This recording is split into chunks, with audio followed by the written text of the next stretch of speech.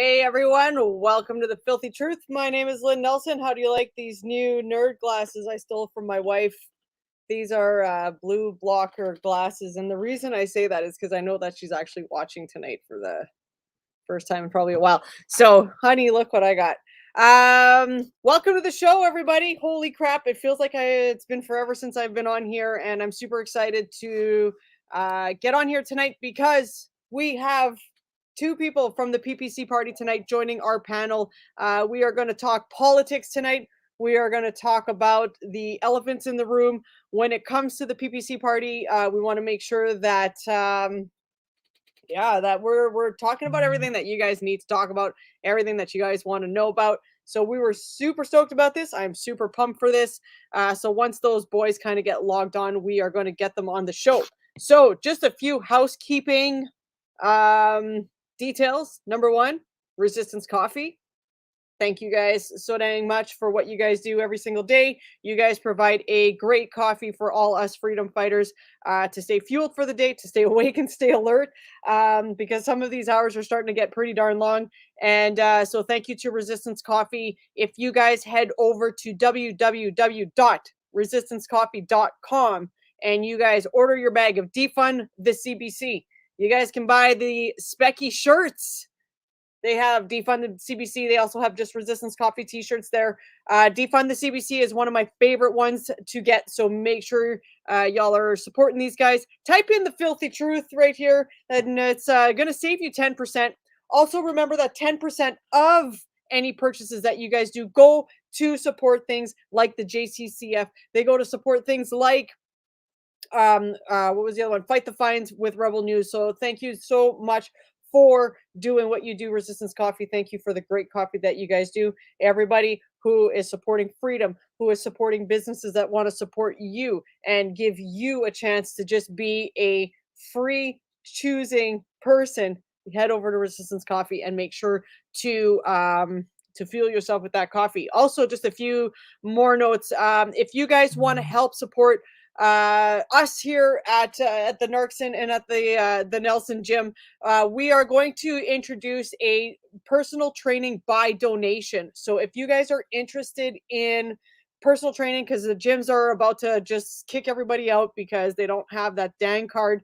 So if you guys want to work out, if you guys want to get on your fitness, we're going to do personal training by donation. So you guys can, if Sean's camp's full or whatever, make sure to come over and get to my page, and we'll make sure to hook you guys up with some personal training, again, by donation. However you guys feel like you guys want to do it, come on down. The other thing that you guys can do is you guys can pump yourselves up with a really, really good supplement. So we have some Shackley products on our www.narkson, narcson.com page. And you guys can get all your vitamins. We got supplements for a multivitamin. We've got vitamin C. We got vitamin D. We've got protein powder. I think Tanya's gonna have to help me remember what's everything on there. And of course, if you guys are looking for a really darn good pair of pants, make sure to you guys can take a look at the pants there as well. And it looks like I'm just getting a shot with that guy, so we're gonna have just Sean. So the other gentleman just couldn't back out. He just had an emergency meeting to go to, so he won't be joining us. So if let's see here, if we're gonna just take a look to see all right, Alex, there's somebody asking, I'm just going to get the back notes here. Can somebody get on Facebook to share the podcast? So Alex, can you get that in the private chat, please, for that gentleman? So before we get onto our panel, before we get to everything, I just want to do a few more things. Tomorrow, September 1st, is the World Walkout Day at the Health Science Center. If you guys are looking to support the nurses who are doing an amazing, tireless job, and before everything went down, they were heroes, and now the ones who are refusing the shot are being considered zeros. And so this is something that we really need to support. We really need to go and be there for those nurses. So tomorrow, all you nurses who are ready to walk out, we are there to support you. We are going to be there for you. I believe the event is at 1 o'clock in the afternoon. And I believe you guys are meeting at the main entrance of the Health Science Center. Excuse me. So if you guys want any more information on that, please feel free to shoot me a text or take a look at all our Winnipeg platform, Winnipeg Alternative Media platforms. Look at my platform, and you guys can see that the posters are going to be there explaining everything that that I'm talking about right now. Also, the worldwide rally is supposed to be also happening on September 18th.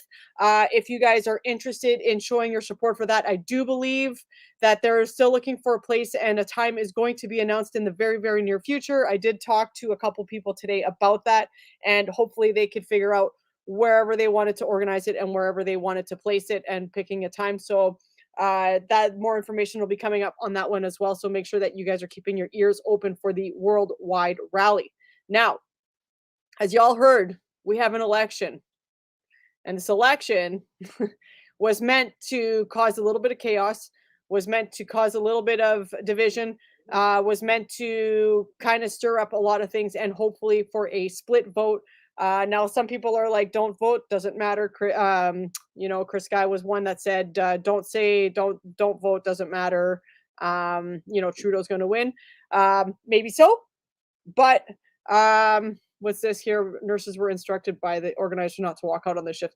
Listen, if you're doing life support on the middle of somebody, you probably don't want to walk out in the middle of your shift if you are keeping somebody alive, for sure. Winkler, yes, that's a good point. Winkler, gosh darn, guys, you guys were amazing out there. We were so proud to see Winkler stand up. Was so happy to see Steinbach stand up yesterday. You guys, it's all of us standing up to this and saying, just gotta say no. We just gotta say no. And the more people that stand up for this, and the time is now, because really at the end of the day, guys, what do we got to lose here at this stage of the game? Anyways, I digress. I just wanted to put this out there and get you guys ready for tonight's conversation. So if anybody here has any questions to ask about the PPC party, or you guys have a question to ask one of the candidates, please make sure to write that in the comment section. We'll make sure that we kind of scroll back to them and make sure that we ask your candidate the question that you guys are asking. So without further ado, Alex, please, can you bring on our PPC folks on the show? Hey guys. Hello. How are y'all doing? I'm doing well, thanks. How's it going, Sean? Good. Yourself? Good. You're just running Got in some the house boxes in the background from still having to hold on. I'm just gonna adjust my camera real quick here because I've got some boxes in the background that there we go. Hopefully that's a little bit better now. Awesome. All right, boys. So how you guys doing? How is everything going with you guys? If I'm starting, then we're doing well so far. I think, Brandon, it's been a little bit slow on the gun just because we've had to basically rebuild everything for the PPC basically from the ground up. So lovely, Dylan's joining us as well. So so in terms of Brandon Souris, we're building mostly everything from the ground up again. I am tirelessly working each and every single day trying to reach out to people that have been I've been inundated with emails over the past number of days, trying to respond to people that want signs, trying to respond to people that want to get involved with volunteering. So there is a lot of support, and I'm feeling it particularly from the more rural parts of the riding in the Brandon Souris region. There's a very strong outcry for change in this riding in particular.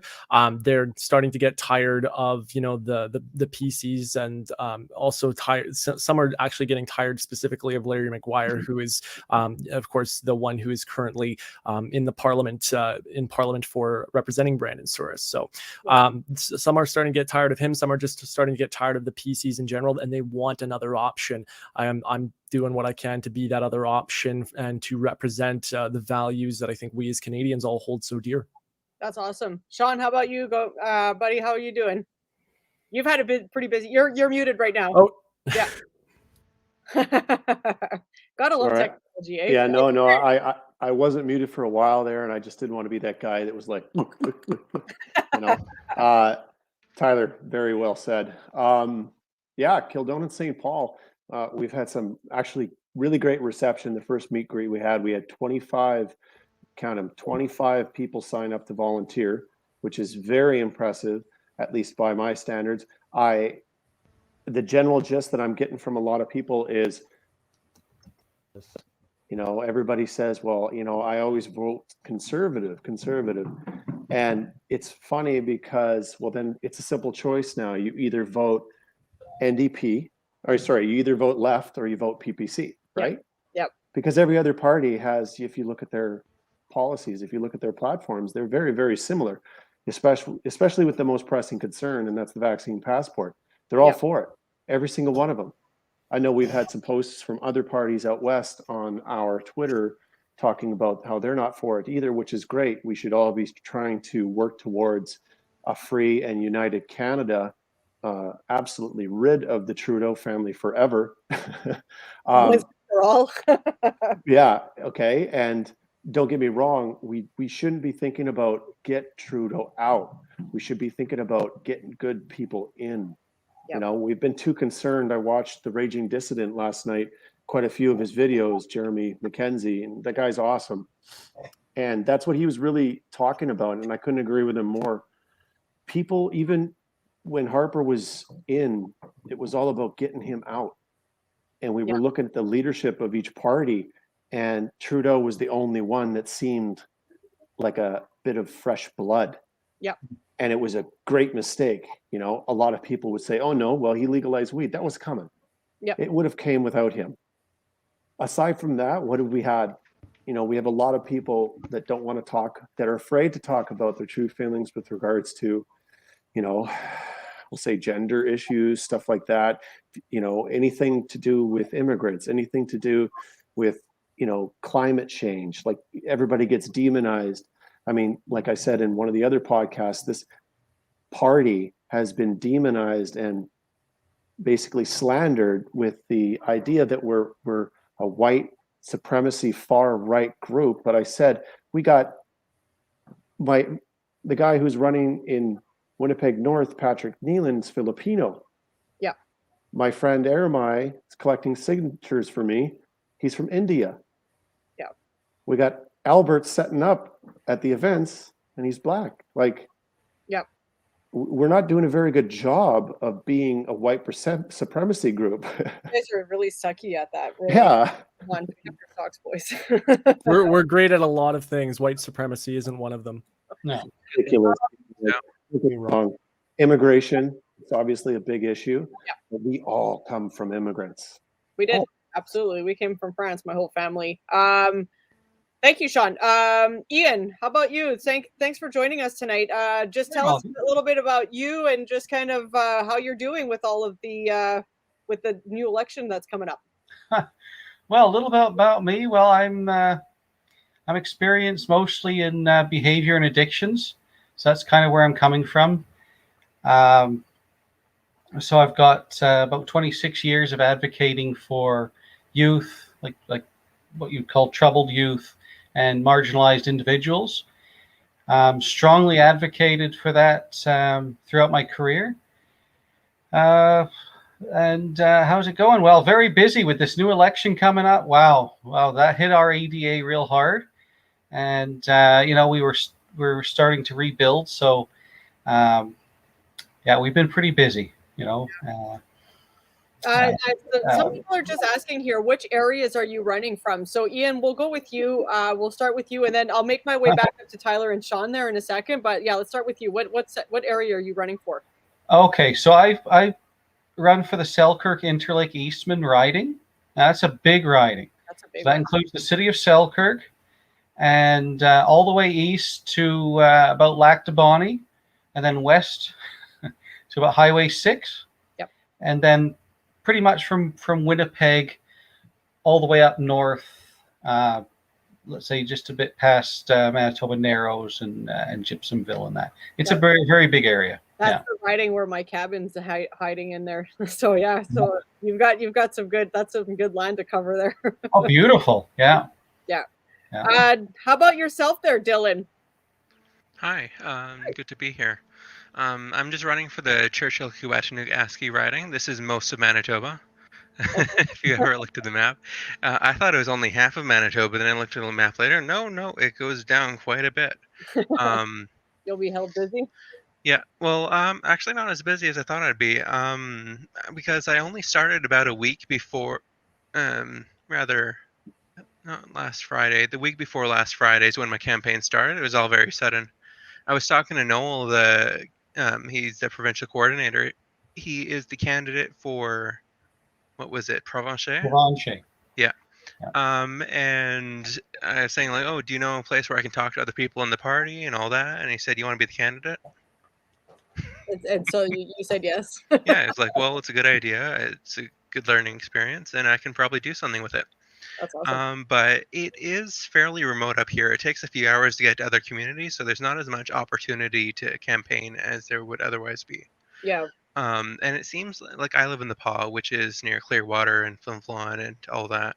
And it seems like the major base of support in the north is in Thompson. Okay. Yeah.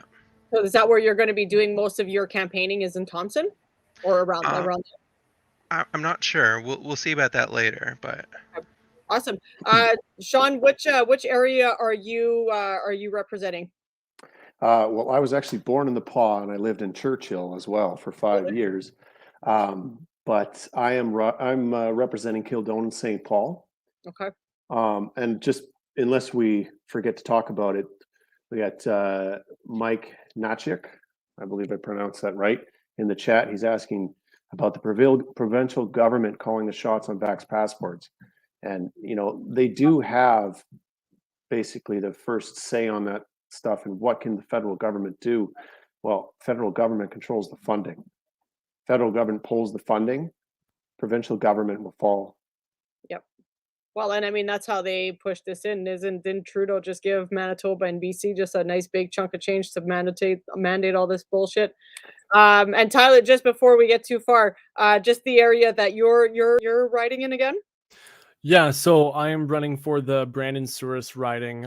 It's a fairly large riding, and there's, of course, the wonderful city of Brandon, and then there's all those smaller communities, and that's going to be part of my primary focus is really honing in on those smaller communities because there's thousands of people out there in those communities that they often feel like they are like their say really doesn't matter in the context of the greater cities, and so I really want to kind of go out to those, and I do plan to actually to be campaigning in person out in those smaller communities in the riding, so that way people see that I'm not just just a political face. I'm not just some 22-year-old that is wanting to be a big shot in parliament. I'm a real person who is wanting to advocate and fight on the political main stage for people just like himself that are living just day to day trying to get by.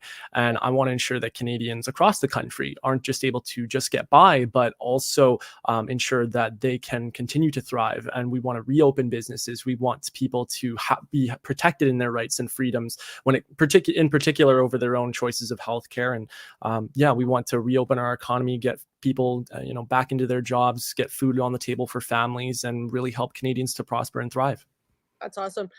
So just anybody who can answer this one. A lot of people are asking for specific regions where PPC parties are running. Is there a website or a location that people could go to get where their ridings are and who's running in their areas? Yeah, people can actually check out peoplespartyofcanada.ca. And just an answer to the person that was asking how old I am. Yes, I'm 22 years old.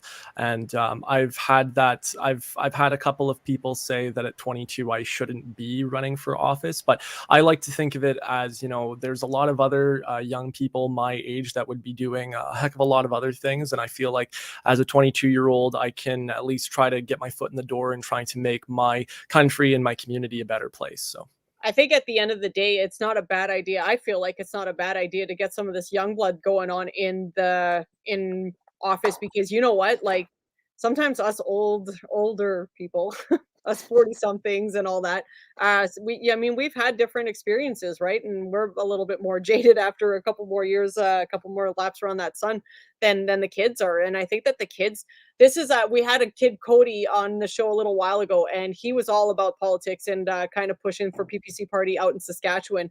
And so just to see this 17-year-old kid have such a love for politics, it was really, really cool. So Tyler, like, I commend you for doing it. I think it's great.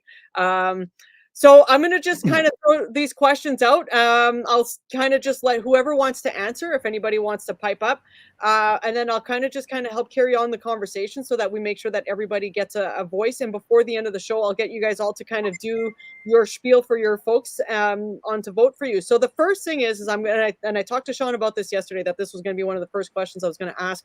How do you guys deal with the people who come up to you and say that you guys are going to split the vote between the PC party and the PPC party? So who wants to take this one first?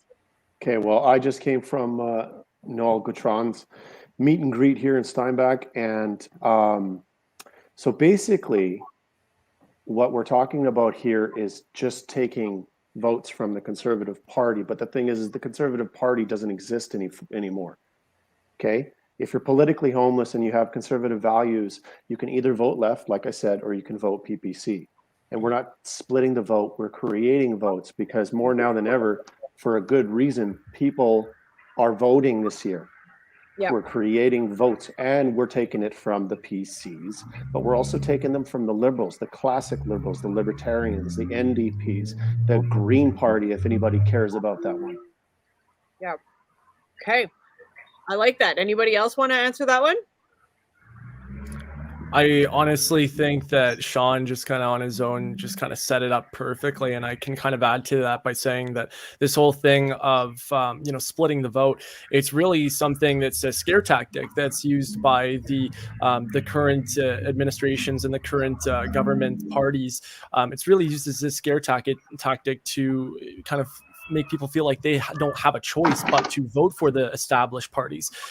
People do have a choice in the matter, and I believe, and I've said this before, I'll continue to say it till my dying breath, if people actually voted for their values and the things that they actually believe in and the people who they feel will best represent those values, as opposed to feeling like they must toe the same party line that they have always towed, or they feel like they don't really have any sort of choice because they're afraid of splitting the vote, I don't think that's something that anyone really should be concerned about. I think that's unwarranted. I think if we had people actually voting on their values and voting on their beliefs, we would be seeing a very different political climate from what we currently have.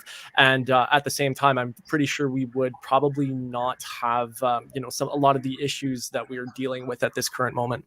I love that. That's a great answer. I love that. Let's welcome Patrick Nealon to the show. Hey. Patrick. Hi, how's it going? Good. Welcome to the show. People were asking, what riding would you be representing on this next one? Oh, on this one, Winnipeg North. Winnipeg North. Okay. And just a little bit of explain how your campaigning has been going so far. What's been kind of going on for you guys?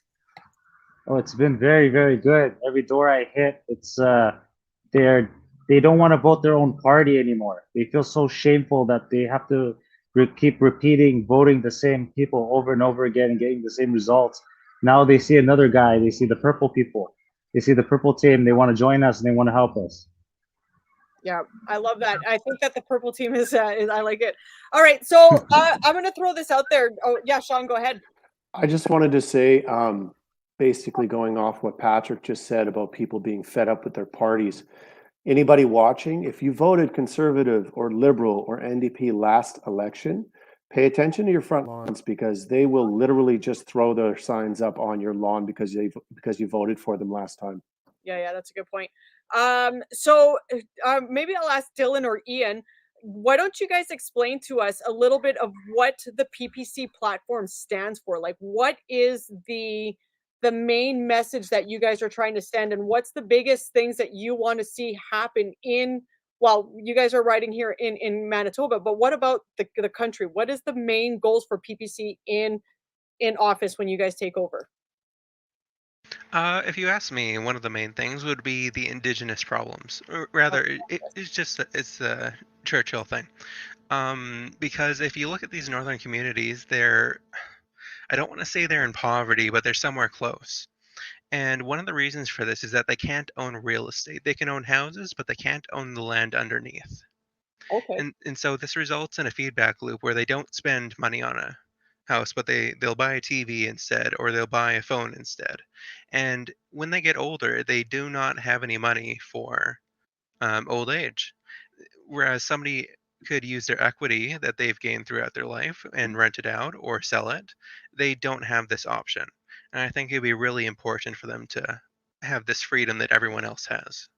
I think that's a great, great, great start for me right there. That hits close to home. I got to work on a couple of communities, and it's always so amazing to see the culture, but it's also amazing to see the culture shock if you guys have ever gotten out to communities where it's very, very different than where there's a lot of money, or where the communities are able to be like first class privileged, or whatever you want to call that. Ian, how about yourself? What would be the main platform that you'd like to see here in Canada? What would be the one thing that you're really pushing with the PPC party? Well, I think, like Dylan said, we need to be pushing for Aboriginal rights. That's huge. That's 150 years late, and that needs to be updated. Post haste. I think we also need to look at the firearms bans that the Liberals have put in. That's huge. I mean, taking away people's firearms is, especially the reasons they've given. We need to look into that. But the big thing right now is our rights and freedoms. The vaccine passports, those need to go. These lockdowns, they need to go. We need to be having more fact-based results from our government, and we need to have accountability from our government, real accountability, and not just if someone messes up. I mean, personally, if I mess up in office, I should be accountable for that, whether it's financially or morally, and we need to have a system like that. If I'm, for instance, with Justin Trudeau as a great example, being accused of crimes and found guilty of crimes, and still being able to hold office as the Prime Minister of Canada, that needs to end. Wasn't that the sexual assaults charges that you were talking about there? All kinds of things, and this stuff needs to change. If you're a criminal, you've got no business being in public office. And if you don't want to be accountable in every single way, financially, morally, and ethically, you have no business working for Canadian citizens. That's what you're being paid for, and that's what you should be doing. Awesome. Patrick, how about yourself? What would be the biggest platform you'd like to see across Canada pushed by the PPC? More freedom. And like, instead of what they've been doing where they've been minusing freedom, we should be extending it. We should be having more free speech. We shouldn't be censoring like they've been doing. There's many things in the platform I love, like the Indigenous issues or the environment. I want to get it all done. And I want to bridge the gap, the hatred that they've been pushing. I want it to end between East and West, French and English, or the divides they do in our communities between skin colors. I want that done. We should all be one Canadian peoples. I like that. Yeah, that's really great. Great. How about you, Sean? How about yourself? What would be the biggest platform you'd like to see pushed if PPC takes office? I mean, I'm just going to keep reiterating what everybody else is here. It's the only reason I got into it. And all other issues besides restoring our freedoms and protecting them through the charter, a reinforced charter, and I think it was John Kachuk here. Is he there? Yeah, there it is, Jonathan Kachuk. What the PPC platform is relative to constitutional charter reform. I mean, we have a country directly below us that has almost a rock solid constitution. There's no reason why we can't adopt some of that. There's no reason why we can't have a Second Amendment, at least some type of legislation in our Constitution Act, in the Bill of Rights. It's there for a good reason. And we're seeing that reason for the second time in the last 100 years. Yep. A tyrannical government, no matter what course they take to get there, whether it's religious extermination or an extermination of people for their bodily choices. So can I ask you guys this, because this is federal, and I actually brought this up in another panel that we had a big group discussion. And so you really hit something with me when you brought up the Second Amendment and what we could bring in from our neighbors from the South, because our neighbors from the South are solid when it comes to their rights. They know their rights. They know their First Amendment rights. They know their Second Amendment rights. Do you guys think that it would be a good idea if the provinces got to run it like how the states got to run? Like, right, they got the governor kind of decides, and you guys are kind of the floating heads above that. Do you like that idea? Do you think that that would work here in Canada? Because not every province needs the same thing, right? If you think of like the East Coast to the West Coast, they're going to need very different things. Like, Ontario is going to need different things than Newfoundland, and, BC is going to need different things than PEI. So what are your thoughts on that? Anybody? Well, Tyler, you're going to say something? Yeah, so in terms of just sort of like constitutionality and constitution reform, I know Jonathan, this gentleman Jonathan, has been very active in the chat in terms of asking questions, and I noticed that was something I wanted to touch on, actually, so I'm glad you brought it up.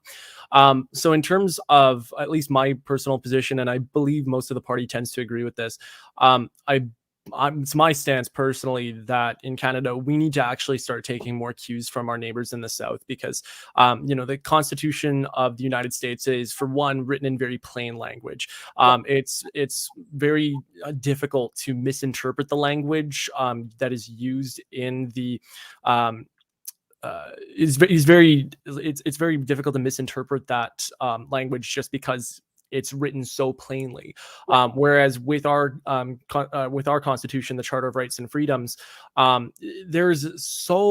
it's worded in such a way that there is so much room to be misinterpreted, and there's so much room for it to be abused in its current state, that we need to, as a country and as elected leaders, we need to have a firm sit down, and we need to, I think we need to kind of scrap the current Charter of Rights and Freedoms and then institute an actual Canadian Constitution, which is called the Canadian Constitution. And I believe that in this Constitution, we need to make it law, just in the same way that they have it in the United States, that it is the law above all other laws. Like, there shall be no other laws that shall interfere with the Canadian Constitution. And whether that means it's mask mandates, whether it means it's the vaccines or the vaccine passports, or mandating vaccines, there shall be no laws that come before the protected rights and freedoms outlined in that Constitution, and that ideal reformed Constitution. And I personally believe that is something that we need to explore. Don't get me wrong. I think that, our charter as it stands is okay. It's certainly a lot better than other places, but there needs to be improvements. And I think there needs to be more clarity in the language that is used, so that way people firmly understand their rights. Okay, I second that motion. Let's get it in there right now. I don't care if we're elected or not. I'm in. Let's push that through. Does anybody else want to touch on that topic where we kind of go more down with how the states run their governments, just in the provincials kind of have their own needs and take kind of care of their own provinces, and then kind of look outside of it with the federal government overlooking it? Well, in my opinion, one of the cues we should take is their education on their rights. And because whenever I talk to people, I get the feeling that they aren't entirely informed about what they are allowed to do and what they aren't. Like, rather, I was talking to one of my friends today, and we were discussing the thing with Afghanistan and how I don't like the idea of bringing lots of immigrants over from that, or refugees. And he was telling me, yeah, but we have so much land that we could use. Mhm. I'm like, what does that have to do? Oh, you know that they're supposed to go back, right? Yep. No, I didn't know that. And it's just, That's a good question, though. You do bring up a good point, because, and I'm going to bring Trump up here, because the only thing that I like, and I'm not a Trump, I get just bring up Gandhi instead. He said the same thing. Yeah, and this is like the biggest thing that people have. What if we did close our borders for 5 minutes? And what if we did take care of Canadians that like our Indigenous communities? They like Shamattawa, let's take them. They do not have fresh drinking water. So why are we letting more people in? Money's going out. Trudeau's handing money left over fist, hand over fist to everyone. But why aren't we just taking a minute and just saying, well, let's take care of our home first? Because once our home is strong, wouldn't that make more sense than to invite people in from there? Well, that's because he doesn't care about Canadians. He cares about votes. Yep. So does anybody want to comment on that? Like, would that be something that the PPC party would be looking into? Would be like to close the borders for 5 minutes and say, okay, like we get that the world sucks right now. We get that it's hard everywhere that you look, but holy shit, our house here is falling apart and we need to take care of our home. I can second that. I think it's a good idea. I'm personally in favor. Yes. Remind me, we're on the subject of immigration. That's sorry, I had to check a message really quick. So in terms of immigration, like I think that the one thing that we need to be focusing on is the quality and the character of the people that we are letting into our country. So for one thing, I am, of course, like I love everybody who's a Canadian citizen, and I have a huge love for people that have come to Canada, that have immigrated to Canada from another country, and they're working hard. They are a hardworking a member of the community that is putting themselves trying to integrate themselves with Canadian society and really meld together with the rest of Canada and really become part of that strong Canadian identity that is outlined by the values that we all share. Of course, that one of those which main being freedom. And so I'm all for that. However, I see the risk of the amount of people that we are just letting in when we are limiting, when we're establishing quotas of immigrants that we want to bring into the country. Like we have a quota of, let's say we want to bring in 350,000 immigrants in a year. I think that's a fairly reasonable estimate as to, what they usually kind of go for. But let's say we want to bring in about 350,000 immigrants a year. Who's vetting each and every one of these immigrants, and to what degree and to what measures are we taking our vetting process to ensure that we are inviting the very best people into our country that are not going to take more from our country than they give to our country. And so I'm all for people coming into this country to work hard. I'm all for people coming into Canada to work hard to really become Canadian citizens. I'm all for people wanting to find better lives here. But I think it's the approach that it's the approach of needing to have safeguards and have boundaries in place, so that way we're letting the right people in. And then forget the quotas.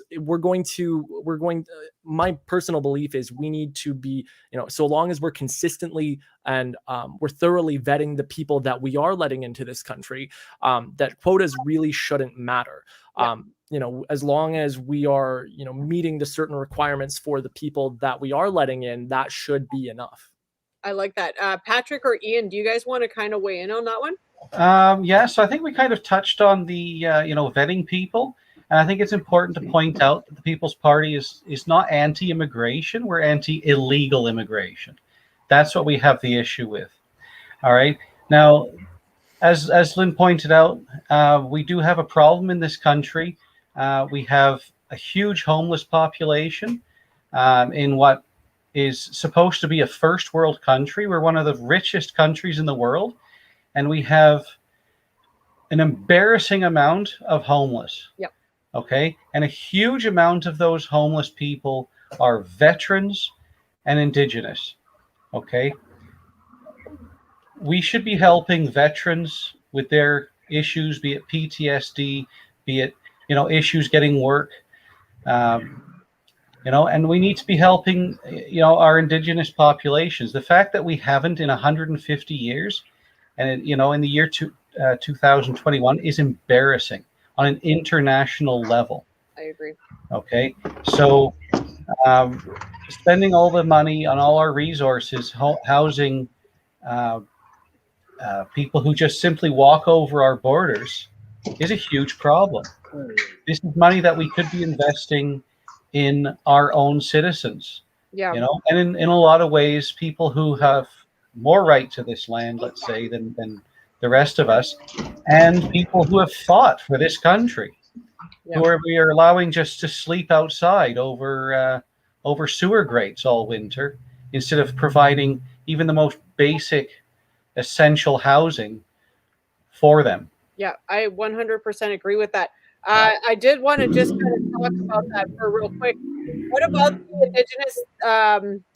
So we do have that big problem. We have we have all the children that are being found. We have all of the reconciliation issues that we had in the past, where that's kind of just being kind of now brushed to the foresight. So as a PPC party, what do you guys plan to do for our indigenous communities and our indigenous peoples that would make it so that maybe the funding got a little bit better, maybe we got better water for them to drink? Like, how would you guys prioritize that to make that on the forefront so that we're not having to boil water and then even guesstimate if that's going to be even safe to drink? Okay, I can take that one. Well, again, it's embarrassing how we treat our indigenous populations. I mean, if we look at this historically, reservations were there to starve out our Indians. Okay, to use that term as the original term, and you know, but of course, the times have changed, and those reservations need to be updated. Okay, I think as the People's Party, I would say that you know, as a candidate, I would want to work with the population in my area and find out what they need and want, instead of just making decisions for them. I think that the government, the Conservatives and Liberals who have flip-flopped back in control over this, have made some horrible choices, and we need to actually act. We need to stop talking and stop making these apologies and actually act on things. I like and that. do things. Thank you. I myself have a bit of. Oh, sorry. Go ahead, Dylan. I have a bit of a different opinion on this. For sure. So I don't think we should be giving them what they want. I think we should be giving them what they deserve. One of the things they deserve is accountable government. I really disliked how Trudeau came in and he just got rid of the Accountability Act that Harper had passed, because you hear lots of stories. I was told a story today by an older gentleman at work, and he was telling me about how one time they got a chief elected, and so he goes down to Vegas, spends all the money, and then keeps on having them send back more and more money. When his wife won the lottery or whatever down there, they said, no, this is our money. It doesn't belong to the band. And so what we need is the leadership in these communities that are accountable to their citizens. Yep. Because otherwise they will fail themselves, even if we try to fix things.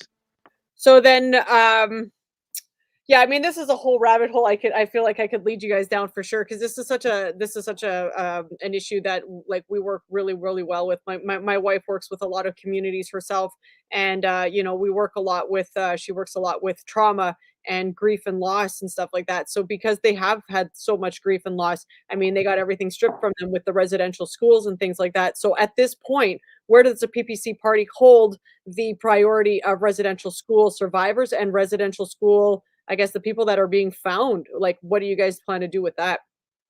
Anybody? Patrick, you haven't said anything for a bit. If you want to hop on that one. Well, it basically boils down to like we have to like come together and talk to each other, and not like do what the previous government did, where they just said things and didn't do anything. We have to actually have solutions on both sides and try to work together and bridge that gap. Mhm. That's the only way. Like the way they're doing it right now is just like throwing bones at them and nothing's happening. We have to actually do something about it. And to me, I think that the platform is the way forward on that kind of subject. So with let's talk about the other elephant in the room. So now we're having all these imposed vaccinations. We're having all these imposed passports. You know, you can't fly out of the country if you're not shot up. You can't go and visit a person in the hospital room if one person's not shot up and the other one is. I don't know if you saw that story on CTV News today. But what do we do as the PPC party? You guys get elected, you guys get in, say we overthrow Trudeau. Let's just talk, like, let's just give some people some hope, and let's just say that the PPC, let's say Purple wins. what's the first things we do with these cards, and how do you plan then to tackle the COVID issue for those who are in support of the passports? Well, I think that currently the way the laws are set up, and with the court cases that are going on, we can prove pretty easily that a lot of the restrictions they've put into place haven't done a thing to curb the spread of this disease. We definitely need to call an inquiry into the federal handling, provincial handling of COVID, of the pandemic. There was an extreme overreaction, and I don't mean to say that in a way that takes away from anyone who suffered losses. We've all suffered losses in one form or another. Obviously, losing a loved one is terrible. People losing their small businesses and not being able to provide for their loved ones is terrible. But there were ways that we could have handled this, and I like to reference this all the time. Lieutenant Colonel David Redman. If you don't know anything about him, look him up. He was the former Director of Community Programs for Emergency Management Alberta. He was put there in place after 9/11 happened, and what he put in place was so impressive that the ambassador, the American ambassador to Canada, invited him down to basically run a course on how to deal with terrorism in Washington. Okay? It should make you feel a little bit proud as a Canadian, but angry too, because he came up with measures to deal with pandemics, not once, but twice. And according to him, the premiers all ignored it. So we need to hold, like Ian said, we need to hold them accountable to the fullest extent of the law. Yep. So anybody else want to kind of tackle that? Like, what else do we do? So, yeah, bringing the injunctions, but how do you deal then?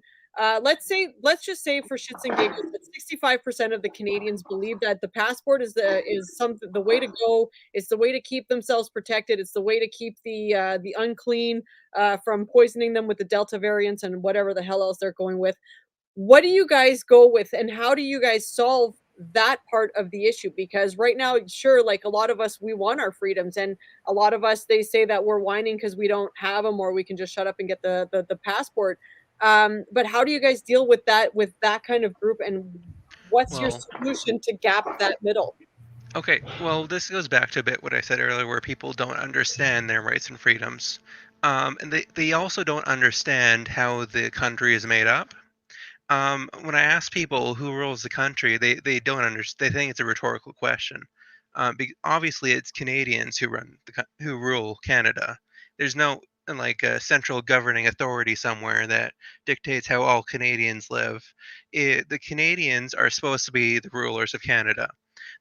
And so, with the consent of the Canadians, the Canadian government governs. It works the same way with the police. Without consent, the police have no right to police. Yep. So what's happening is there's a bit of a disconnect between consent and a devaluation of consent, where slowly, bit by bit, the cultural institution of consent is being eroded. And with it, it's slowly dragging down the ideas of governing by consent, policing by consent. And so what we need to do is reinforce this in our educational institutions and start teaching people, like, here's what our values are, and here's the way the country was made. And there is a severe lack of that at the moment. When I talk to friends and family, they don't understand what I'm talking about. Yeah. No, I mean, and a lot of people don't understand even their Canadian rights when it comes to this stuff, like even as simple as wearing a mask. So how do you guys deal, and what's the platform for you guys, or how do you guys talk to the people who have to deal with the mandate shots here in our province? And I know that that's provincial more than it is federally, but how do you guys even just handle that as politicians talking to the people out there? Well, for me anyway, I would say that I point out to people a lot like Dylan has that, our government's supposed to work for citizens. And I think that's being forgotten, right? The government works for us. We don't work for the government. Okay, their job is to run the country. It's not to run all of us It's not to run the citizens or tell us what to do. That's just government overreach. They're not allowed to be So- social planners. Yeah. So yeah, what about the C Bill 10 and Bill 636 that they're trying to impose? Well, that's disgusting. I mean, censoring Canadians is just unspeakable, and trying to stop people from criticizing the government. That's Chinese rules, right? You can't criticize the government, or We got everybody's like just put their hands up to talk here. Let's go mute myself and let everyone else talk. Patrick, go ahead. You hit on a nerve there, because what how the Hungarians see that, they see it as they're trying to target them here. Like that particular bill is designed to go after not only people who talk smack about Justin Trudeau, but also people who talk smack about Winnie the Pooh, King Shai-Ping. Yeah. That's all I want to say, but thank you. You said exactly what I wanted to say, brother. Awesome.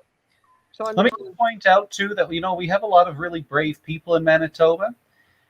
Just saw kind of a pop-up here, and just want to give a bit of a shout out to Mr. Patrick Allard, who's really been fighting very hard, outside of our party, but he's been fighting very hard for our rights and freedoms. Yep. So just wanted to give him a little shout out for that. He is helping. He's campaign manager for two of us. Yeah, he's going to be a busy boy. He is so busy, honestly. He's a patriot, is what he is. Yeah, he's definitely he's true what a patriot is, and he kind of helped me realize that this country was a little bit more sick and to not give up on it just quite yet. So I said, okay, fine, and. So I wanted to just ask you guys too. So with the carbon taxes that have come in, I really wanted to kind of get what the PPC take on the carbon taxes, because that's the reason why gas prices are absolutely through the roof right now. And I think that they're supposed to go up by more. I'm not 100% sure. That's a rumor I heard. What do you guys where's your take on the carbon tax? So I think I'm going to start with this one. My stance firmly and wholeheartedly on the carbon tax is cut it. Like just 100%. I'll refrain from using some of the stronger language that I'd like to use. This is the filthy truth. You can use as many F-bombs as you want. Fucking annihilate it. There you go. Yeah. Just annihilate it completely. Forget it was ever a thing to begin with. And then hold the thieves who implemented that unjust and unrepresented tax. There is no taxation without representation. And Pierre Poilievre, bless this man's heart. He's one of the only conservatives that I will actually, say is I really actually support him. He's one of the only conservatives I would actually say, I support, and, I wish he would come over to the PPC, honestly. But in terms of, what he said, he stood up in Parliament and he bravely said what nobody else had the balls to say.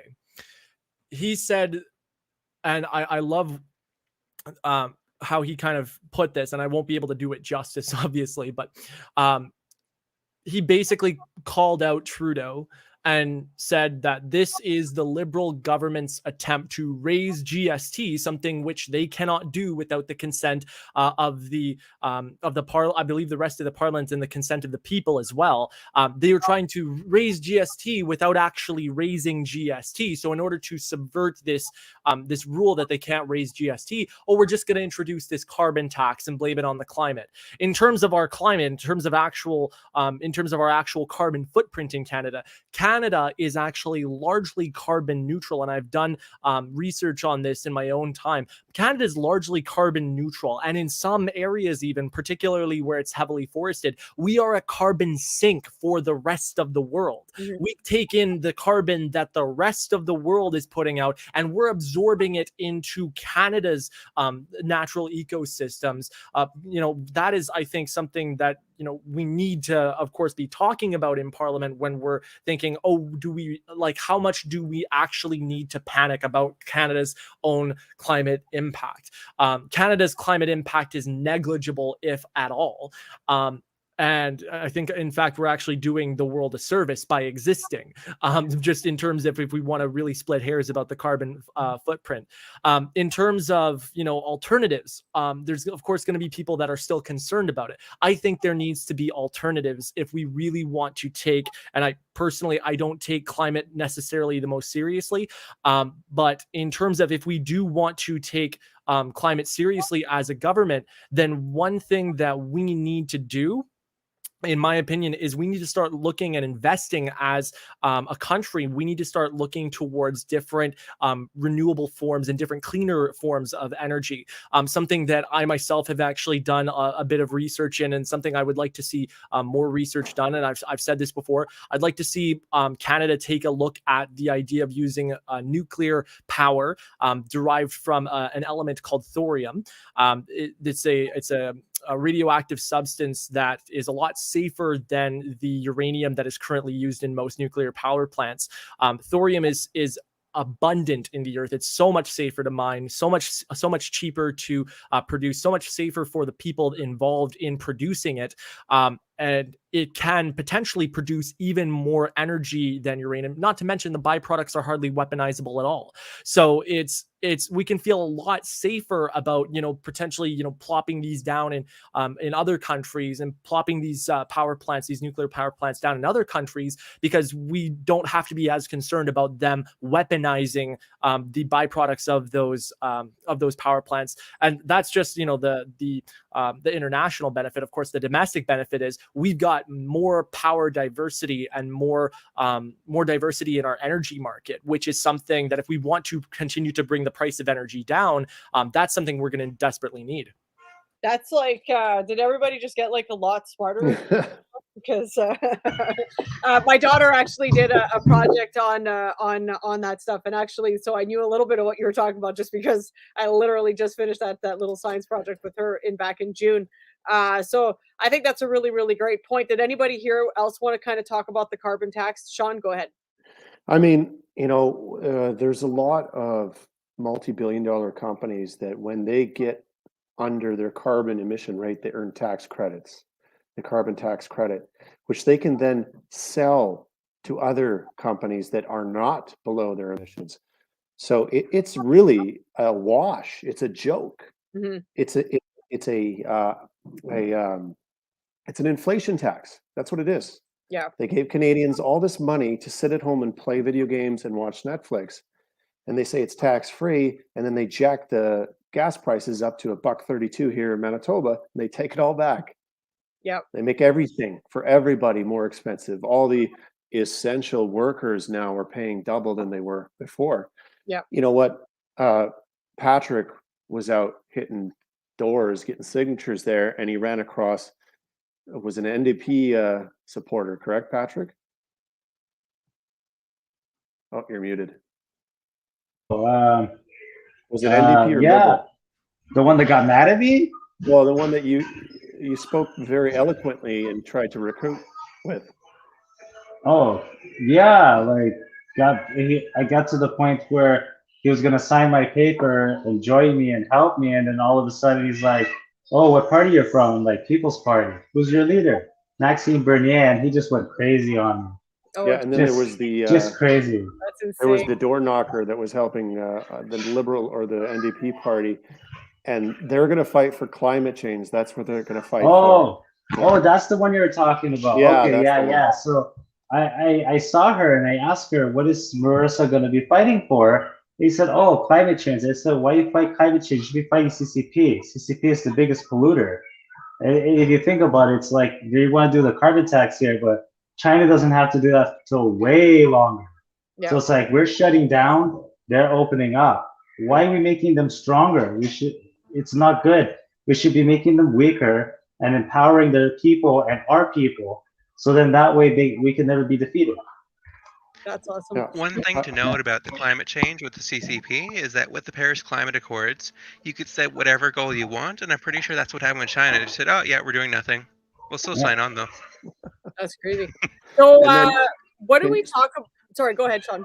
One more thing, Yeah, just no, absolutely. to bury the Liberals even more. Maybe Tyler can speak to this. Maybe he knows about this because he definitely has some scientific knowledge that a lot of us don't. The solar power panel subsidy. I believe that the Liberal government, they reduced it. They actually removed a portion of it. People will have to fact check this for me, but it's just another example of how they're so full of it when it comes to saving the environment. Yeah. Well, actually, just to touch on Sean's point there for a second, and I've actually, because the whole idea for thorium power, I kind of first started getting into this research a little bit when I was going to my mature grade 12 classes. That's a long story, but basically I went to a mature grade 12 course to finish up my my Manitoba diploma, just due to the fact that I was homeschooled when I came here, yada yada. They basically started me from ground zero here. But in terms of when I was doing that project, so a couple of things. I actually, for one, I found out that the Nixon administration, and a lot of people don't know this, but the Nixon administration had the option and the opportunity to use thorium power, to invest their research into thorium power, for the power plants in the United States, the nuclear power plants in the States. But they chose to use uranium instead because they could weaponize the byproduct. And at the time, given the fact that they were in the Cold War, that's debatable whether or not that was the right decision for the country. Now, was it the right decision for the short term? Perhaps. I mean, that would have, of course, allowed the U.S. to stand up to Russia and to compete with them on a nuclear playing field. But in terms of how it affects the average people, 20 years from then, when of course the Cold War is no longer an issue, how it affects us in the modern world is we now have to be looking at that and saying, okay, we need some new strategies, we need some new developments in order to be able to continue to effectively use nuclear power and to make it more efficient, to make it more marketable. And then on the second thing was in terms of the Trudeau government and their lack of use in alternative energies, and their kind of outright refusal to actually support those things. I actually submitted a letter as part of my course. My courses there.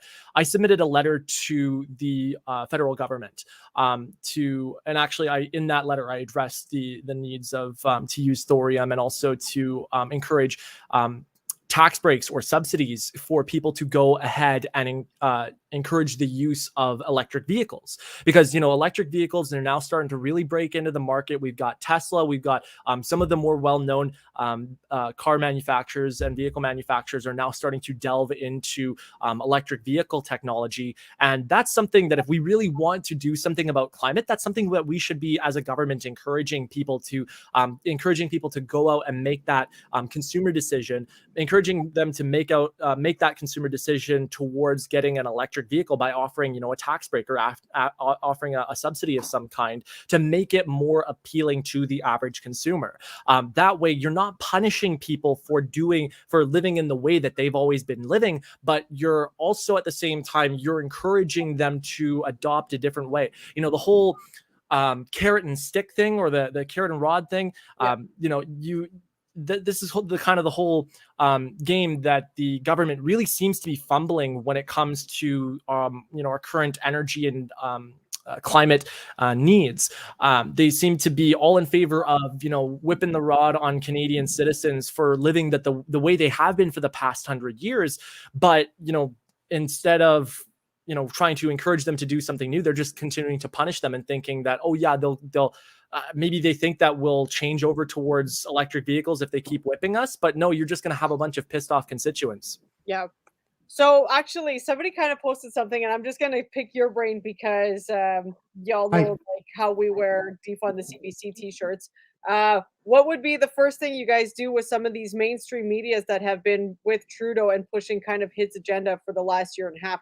How would you guys go and handle that stuff? Would you guys defund them? Would you guys say get your own sponsors? How would you guys do it? Well, first of all, even if we don't defund them, there's one change that I really, really want to make to CBC, which is that the comment sections, right? Tell us how many people are in there. Don't tell us how many comments there are. Tell us how many people are in there, because it just looks like you don't keep track of their names. Yeah.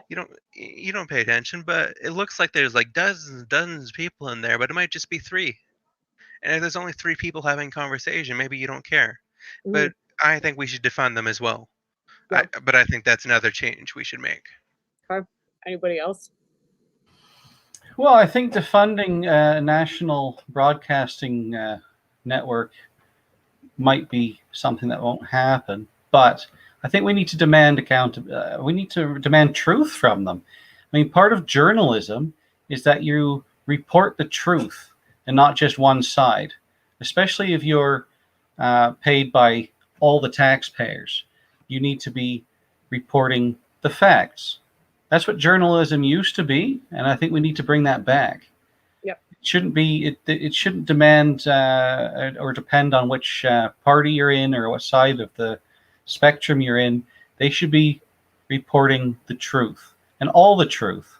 I like that. I just noticed that Byron was on the show here. Hi, Byron. How's it going?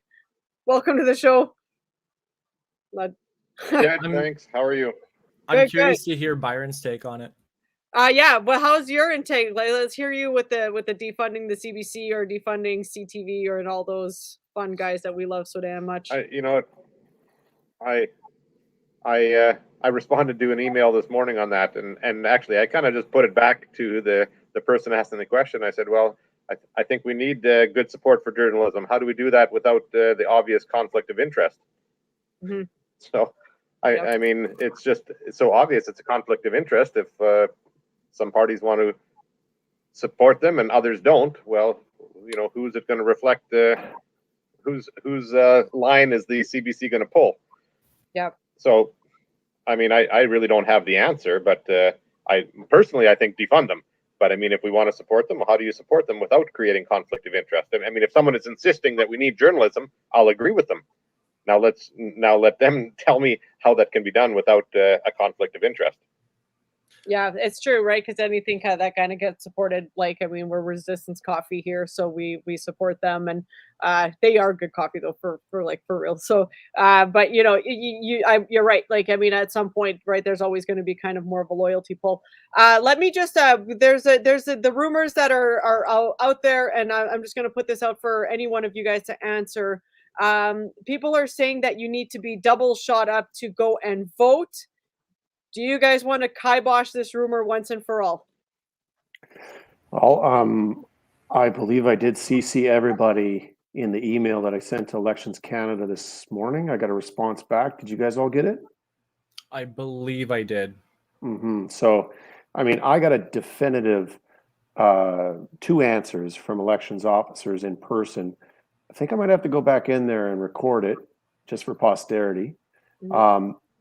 But yeah, they both said, and one who I will not name, they were definitely not with everything that's going on here. They both adamantly said that people will not be denied from voting despite their vaccination status, despite the compliance with the muzzles. You will not be denied because that is one of the most supreme rights. We have the right. It's Section 3, I believe, of the Canadian Charter. So when you guys are talking about the, moving forward, and if you guys get purple wins, and that's the thing that rains out at the end of this, what do you guys do first? What's the first thing on the agenda as leaders of the country now? Anyone of you? I end all funding to all provinces who participate in any vaccine passports and restrictions not based in science that the public can see with full transparency. Anybody else? I second the motion. Yeah. Same here. Motion passed. Y'all win. Hey. Yeah, I would actually take it a step further. And this is going to ruffle some feathers on the other side, but they started it. They started it.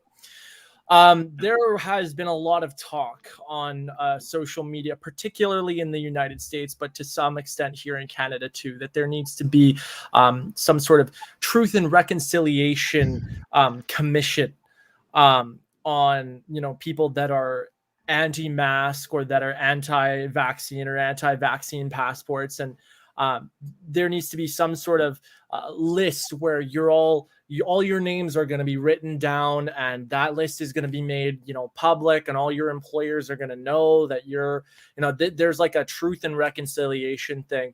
I call it a propaganda and bullshit commission. I like this. We can even have a day for it on September 30th. I actually would go a step further though with it, and instead, why don't we, if we're going to put that on the table, then why don't we have a truth and reconciliation commission for the people that are trying to purposefully go out and support the infringement of the rights and freedoms of their fellow Canadian citizens. That is a serious offense, not just morally, but I believe under the law, that is a serious offense. I believe that the people, and particularly the government members and people in the government bodies that are supporting this, I mean, much less to talk about the corporations that are just kind of, some are just playing politics and following through, or actually they're in support of this as well, which would be scary. But, there should be accountability for the people that are trying to go and push for the infringement and downright removal of Canadians' rights and freedoms. That's something that I personally think is unforgivable. And I've actually made this comment on Facebook. I've caught heat from it from some, but I stand by it. These vaccine passports and the segregated political and social climate that they threaten to create. This is, and I've actually had people who have studied history confirm this to me, then say I'm spot on with this. This is, almost, it's almost a mirror image of the lead up to the Holocaust with, World War II Nazi Germany. I've said this before on Facebook. I've gotten heat from it, and I will stand by it. I don't care who doesn't see it. If you don't see it, people who don't learn from history are doomed to repeat it. I am a student of history, and I have looked at historical precedent. I've looked at the precedent set by people who have, for example, George Orwell, speculative fiction authors. I've looked at all of these, and I've compared it to our modern society. And I have found the similarities between the two to be disturbing enough that I believe there needs to be action taken. And that's part of the whole reason that I am running to begin with, is to take that action on behalf of Canadians everywhere. Dang, this kid's only 22, you guys. 22 years old, and he's got that many smarts and that big of a sack. That's awesome. I'm really, really awesome. You flatter me. My question then to you guys: do you guys go after Trudeau and place criminal charges against him for what's going on right now? 100%. We need to go after Trudeau. We need to go after Pallister and Roussin. Anyone who's been pushing this, we need to be investigating them and going after them and holding them 100% accountable, financially and professionally. So no, criminally. I would go farther with that, Ian, and say criminally, and not even just for the masks and the violation of our rights and freedoms. Let's go and dig into all of the scandals that they have been purposefully trying to just kind of shuffle to the sidelines and trying to dodge questions about. Let's actually take these guys to court, and let's actually, have them be held accountable. Let's actually set up, whether it's, in our criminal justice system, or whether it's actually tribunals, or because I've heard people talk about, the idea that they want to see tribunals for the scandals that have plagued the Trudeau's administration. I personally agree with that. I think, we need to hold them accountable to the fullest extent of the law. You do not get away with, taking away from my rights and freedoms and then benefiting and profiting from it, and then also going behind the backs of myself and every other Canadian citizen who has given you the authority to be in power. You do not go behind our backs and do all this shady shit that you have been allowed to just get away with by the media. You don't get to do that and just continue to remain consequence-free throughout your entire life. I personally have a duty to myself and to the rest of Canada. If elected to be a member of Parliament, I have a duty to go after that. That's amazing. Sean, did you have something to say to that? I mean, he said it all. I mean, his vigor, his passion. We don't need to reiterate it. He's saying it all for us, for the Canadian people that know what's going on here. We're all very frustrated. Tyler, very well said. Another thing that I would like to point out is that there are people talking about the legitimacy of this election and it being stolen via, the Dominion voter machines and whatnot. We do actually get to have scrutineers there. Every candidate gets one scrutineer for each polling and voting station, and we get to count the ballots. So, I mean, I know that once they go out of our site, that's another thing, but we can actually quantify how many votes everybody is getting here. So we have to try this first. We do. We really do. At the end of the day, and this is kind of like a lot of people, I get messages from, a lot of the Filthy Truth followers and just a lot of people that through the rallies and through everything that we've been pushing for movements for a year and a half. And they're like, well, why should I vote? What does it matter? Trudeau's already got it won. And I'm like, at the end of the day, you never know. And you're not going to know if you don't fucking vote. Like, gotta go vote. You gotta go put your name on that ballot and you gotta go vote purple because that's the only way that this fucking country changes is by getting something different in there. So then I'm just going to throw this one more question and then we'll start to wrap things up here just because I've already looked at the clock and I cannot believe that an hour and a bit has already gone by. You guys, I could bring you guys all back on the show. I would love to have you guys back on. So business owners like myself, I lost my business due to the lockdown. So we locked down, we were forced to lock down. Our landlord wasn't the nicest of landlords, kept making us pay our rent. Eventually we just couldn't keep up. We had to close the doors. What do you guys think for business owners in that middle class to the mom and pop shops that have been open for 30, 40 years that had to close down because of these lockdowns? Is there going to be like, are you guys going to work on a compensation for that? Like, or what's kind of that goal for you guys to kind of help maybe iron that out a little bit? Patrick, go ahead. You're muted, buddy. There you go. Yeah. So for me, I would personally defund the WHO, take that money and hand it out to those mom and pop stores that were affected. Okay. Very simple. Let's just minus the money going to the people who caused the problem and take that money and put it back into the people that got hurt. Awesome. Anybody else want to talk that one? I would kind of just say a brief word that would be, I remember, I think it was, I forget if it was Sean or Ian or Byron, but I remember somebody saying that we need to hold these guys financially accountable, not just, morally, professionally, legally, but financially accountable as well. I believe that as a result from, potential criminal proceedings that we could, pursue with the federal government and particularly with the Trudeau's regime.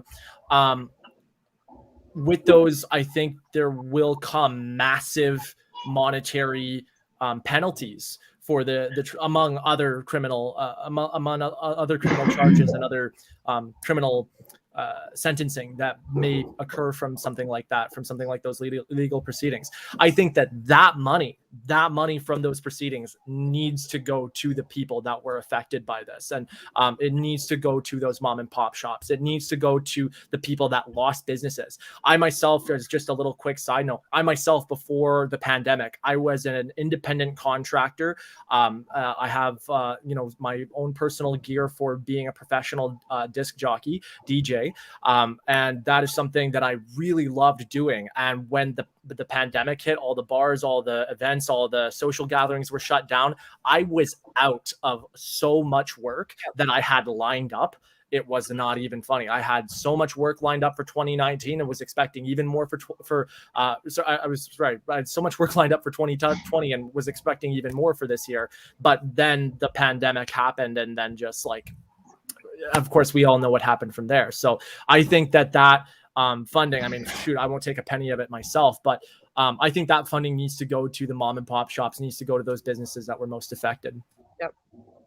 I would like to see subsidization on certain businesses that improve the health of the Canadians. Yep. Like why aren't we rewarding people? We're rewarding people for rolling up their sleeve. Yeah. But we're not rewarding people for making good health choices. staying out of the hospitals. That up. Yeah. Right? Yeah. You know, we paid everybody $2,000 to stay home. Why, when we needed people to help in the hospitals, that was what this was all about, flattening the curve so we didn't overburden the hospitals. So we had all these people sitting at home twiddling their thumbs. We could have been training them up. They could have been going from pouring coffee at Tim Hortons to walking right into some course after this was all over and becoming a nurse. Mm-hmm. There was opportunity here to improve Canada, and not in the way that Prime Minister wants to. Yeah. So then with everything that's kind of been laid out tonight and everything that's been talked about, I'll give everybody, like, give you guys a minute or so. Within that minute, why should people vote for you, and why is it important right now just to get your asses out and just go put purple on that? Let's start at the bottom and we'll make our way up. So let's go with Byron. Let's start with you. About why people should vote for me? What I'm, you know, there's kind of been two things that I've really been focusing on, and I probably need to expand a little bit more. But really, the whole idea of the freedom of expression and freedom of speech, I can't stress how strongly I believe that is what underpins our democracy. And seeing it closed in on all sides from the culture for sure, but also from legislation. There cannot be anything that inhibits freedom of expression and freedom of speech. And I'm trying to help people understand that is the cornerstone of democracy. If we can hold on to that, we can work our way back to where what we've lost. And then the other thing, you know, a lot of people will ask me, you know, different specifics, and I say, you know what, I really approach just about every issue with the same goal in mind. I say, you know what, if the policy that we put in place is going to be good for the families, then it's going to be good for the communities, and it's going to be good for the countries.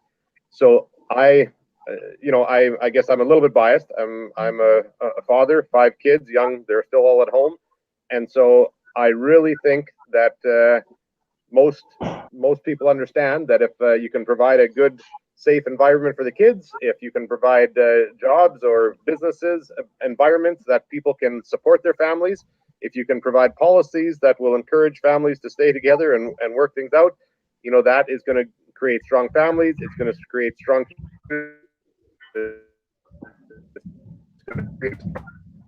And the best policies, in my mind, are the ones that have less government intervention and more personal accountability and responsibility. So it's kind of a general thing, but I mean, that's the way I see just about every successful policy acting, is to have more personal responsibility and just remove obstacles and let the people, you know, make decisions for themselves and the families, because I guarantee people will make the best decisions for themselves and their families. I cannot guarantee the government will do that. Yeah, I like that. That's really awesome. Let's go with Dylan. Okay, I can describe this fairly succinctly. So I've been paying attention to culture for around 6 or 7 years now. One of the things that I'm good at is to resist the cultural slippery slope that's been happening with our politicians. Because the conservatives used to be conservatives. They weren't always these woke light types. They used to have principles and used to be understandable from what I understand. If people vote for me, what I would try to do is try to reassert Canadian values, as well as make sure that there's no infringement in the educational institutions by woke activists who want to change society. Okay. So that whole kind of cancel culture thing that you're talking about? Well, no, it's more like gender and sexuality through a critical race theory lens, that sort of thing. Okay. I like that. Ian, how about yourself? Okay, well, I would say that people should vote for me because, you know, I've got a strong history. I got a proven track record of standing up for what's right and advocating for people. Okay, I've put myself on the line financially and professionally many times in order to fight for my clients, fight for my the youth that I work with and the individuals, adults as well, that I've worked with, in order to achieve something. Okay. In that career, I have never sold out. Okay, anyone who's worked with me and knows me, you got nothing on me. Good Right? reputation. I got a fantastic reputation of being professional at all times and sticking by my values. That's awesome. Okay, without which you're not worth anything if you're not sticking by your values. 100% agree. Yeah, thank you. Other than that, the People's Party of Canada is the only party that is backing Canadians' rights and freedoms. And I'll repeat that we are the only party standing behind Canadian rights and freedoms. The Liberals, the NDP, the Conservatives, they've sold you guys out. Yep. Sold Canadians out. They work together. They're one big party. Yep. Under a different banner. Okay. I agree. The People's Party of Canada is definitely a brand new chance at establishing democracy as it should be in this country. Very well said. I love it. Thank you, Ian, so much. Patrick, go ahead.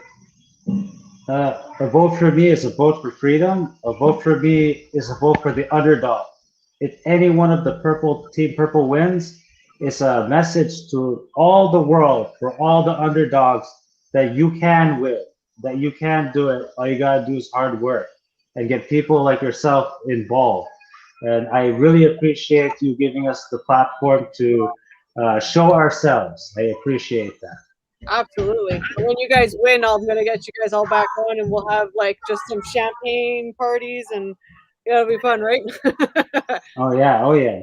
All right. Sean, go ahead, bud. Okay, first things first, just to address something that somebody said in the chat, about us having coffers. No. The only way that I'm able to do this financially is due to the equity of the sale of our house. That's it. That and volunteers. We have a lot of great people wanting to see us succeed and, in effect, Canadians succeed. Okay, there's $1.4 billion that's been budgeted towards foreign aid. Boom, right there. And when we put this into Canadian businesses, it's going to generate value. It's going to generate a better economy for us all. Okay, we will invest in Canada. It's not about giving up or pulling money from out of nowhere like Mr. Trudeau does. Okay, I've never been fired in my life, ever, from any job. And I've worked a lot of jobs, okay? And I can tell you right now that what I will do is I will work endlessly to fortify our rights and freedoms for us, our children, this legislation surrounding it. I will put everything into this. I don't eat until 8 p.m. I haven't for like 5 days in a row here. Yeah. Just getting signatures. I come home, I can have one beer and I'm buzzed because I haven't eaten anything for like 16 hours. No, I promise, as my campaign promise, I will work hard enough so that it is not necessary for me to run for a second term. Yeah, people just want you in there. All right, thanks, Sean. Tyler. Oh, well, I mean, well, I think you've said it all the whole show. I mean, this kid is like fucking brilliant. He's 22 years old and can school all of us. Well, I'm only 24, right? Well, I'm turning 24, so you're flattering me. You're gonna make me end up blushing here.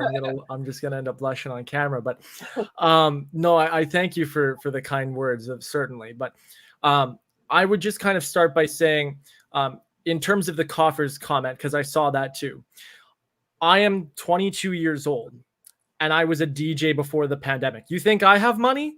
No, I am working a full-time job, or I was working a full-time job before this, trying to dig myself out of the hole the pandemic has put myself and millions of other Canadians in. I am in the same exact place as everybody else.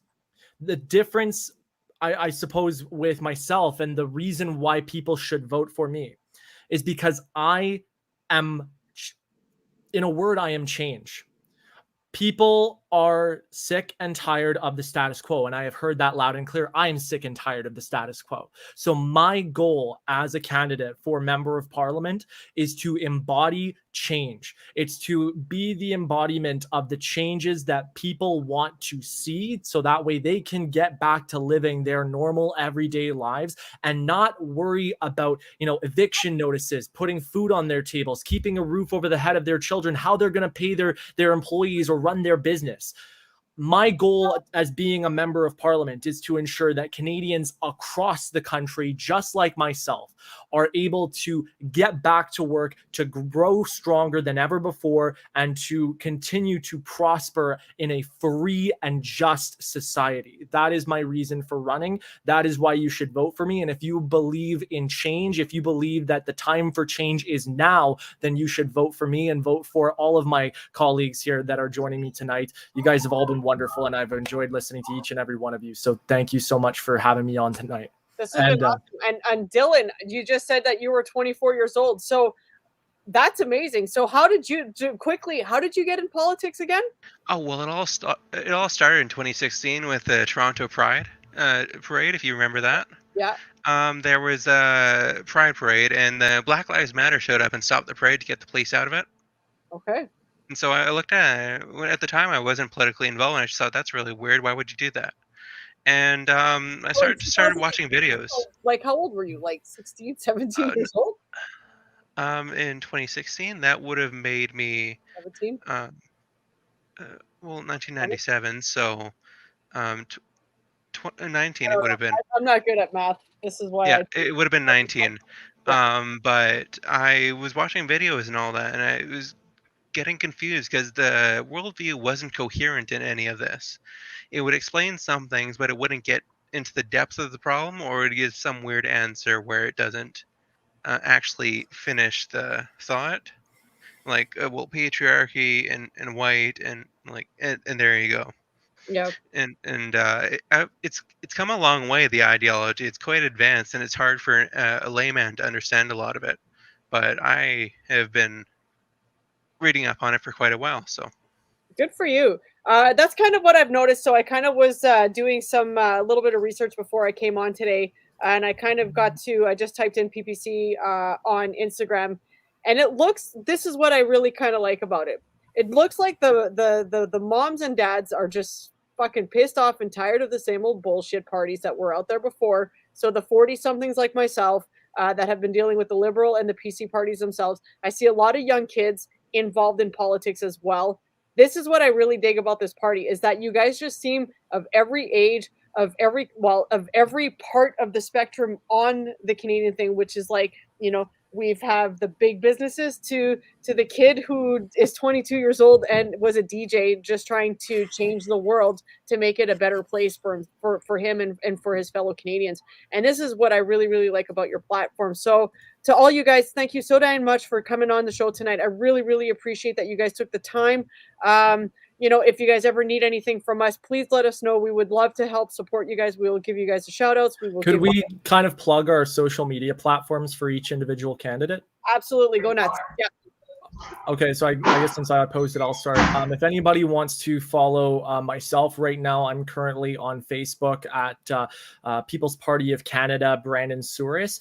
You can just you can put that in the search bar on Facebook. You can feel free to follow the page and give it a like as well. If you want to follow there, that's good. And then also in the coming week, I should be getting myself set up on Twitter as well. So if you want to follow me on there, I will be posting the link for that on my Facebook. So I'll pass that off to, I guess, Sean then. Awesome. Oh, there it is. There it is. So my email is sean7how@gmail.com, and you search me up on Twitter or Facebook at Sean Howe PPC, and Instagram it's Sean_Howe_PPC. Awesome. Patrick? So my email is ignorancedenied@hotmail.com. My Facebook page is Patrick JX Nealon, and that's the same for my candidates page, but except it says PPC Patrick JX Nealon. And my Twitter is Winnipeg North PPC EDA. Awesome. Lynne, how about you? Okay, well, I'm on Facebook and Twitter. So if you just put in People's Party of Canada, Selkirk, Injalik Eastman, or Selkirk, probably it'll start popping up. There are 2 Facebook pages. The one with all the information is mine. The one without is just an old one from an old EDA. Also, I'm on Twitter. So I think that's PPC SIE. You should be able to just type that into Twitter and it should pop up. It'll be pretty obvious if you're on my social media because it says Selkirk Injalik Eastman. I can also be contacted at contactmyppc@gmail.com if you need to get a hold of me by email. Okay, awesome. Thank you. Dylan? Okay. Hi, if you guys need to contact me, you can contact me at my email, dylanyoung.ppc@gmail.com. I also have a Facebook page. It should be at Dylan Young PPC. I don't have a Twitter because Twitter, nothing good ever happens there. So Good for you. I don't Get even off know how to work Twitter, so it's good for you guys using Twitter. I don't even know how to work it. Go ahead, Byron. My email is byron.greba@protonmail.com. I tried setting up a Facebook page and got locked out the instant it was activated for violating community standards, apparently. Okay. So we did get one of my volunteers to set up. I think it's Byron Greba Winnipeg South, I believe, is Facebook handle. So we're just getting that up started because, like I said, Facebook instantly locked me out as I activated an account. Okay. But so far, that's how far we got. Okay, that's awesome. Again, guys, thank you so much for coming on the show. I wish you guys the best of luck in your campaigning. If you guys need any help from myself or the Winnipeg Alternative Media Platform, please feel free to reach out to us. We would love to help Purple at least make the biggest dent in this snap election. And he did it on purpose because he knew that if he gave any more time to you guys would just overpower him in a heartbeat. So let's hope the tidal wave is Purple come the end of this month or September. And hope to see Max Bernier standing up there and putting these guys behind bars just like where they belong, because holy crap, this country needs a change. So to everybody out there, get out there, vote Purple. You know, at the end of the day, guys, this is what we have. These are the guys that are going to be standing up for you. And they seem like pretty stand-up guys. And I just thank you guys so much for coming on the show. I really, really appreciate it. Have a wonderful night. And again, if you guys need anything from us, please feel free to let us know. Thank you. Thank you, Lynne. Thank you. Thanks for having us. All right, guys, that is the filthy truth this evening. We are sharing out with the PPC party. Big thanks to those guys. A big thanks to the PPC party for hanging out.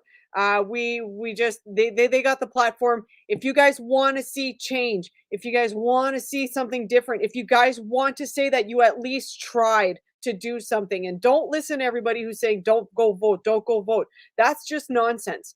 Okay, even if it is rigged, even if it is whatever, at least we can say we've tried to do something and that we tried to do change, right? It's a change is getting to the polls. They said it themselves. You don't have to be double vaxxed, and the muzzle on your face. They don't need that as well. So get out there and go vote. If you guys need to, go out to those early elections and or to the early polls and get yourselves in there and get yourself purple and go and do it. If you guys want to help volunteer, I do believe you can go to the website, the People's Party of Canada website. And you guys can get some lawn signs. You guys can do anything to help out. If you guys want to help any of these guys knock door to door, please follow them on their Facebook page. Again, if you go to that website, you guys can find their handles on that and you just click it and you guys can go and offer any help, because at this stage of the game, anything we can do to help change is going to be well damn worth it.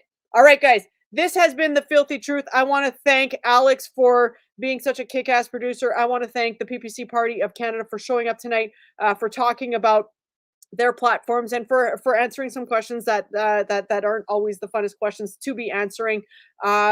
And get out there and support. Don't forget, tomorrow at 1:00 at the Health Science Center, the walkout day is happening. Please go and support all of those nurses, the doctors, everybody who is going to be standing outside putting a stop to these mandatory shots. And then don't forget that, of course, September 18th, stay tuned for all those details coming out on that one. I want to thank Resistance Coffee for everything that they do for us. Head over to resistancecoffee.com, type in Filthy Truth in the code box and save yourselves 10%. Guys, thank you so much for tuning in. Love you all so much. Wait and see what me and the Winnipeg Alternative Platform has coming for you in the month of September. You are not going to want to miss this. Alex, take us out. Guys, have a good night.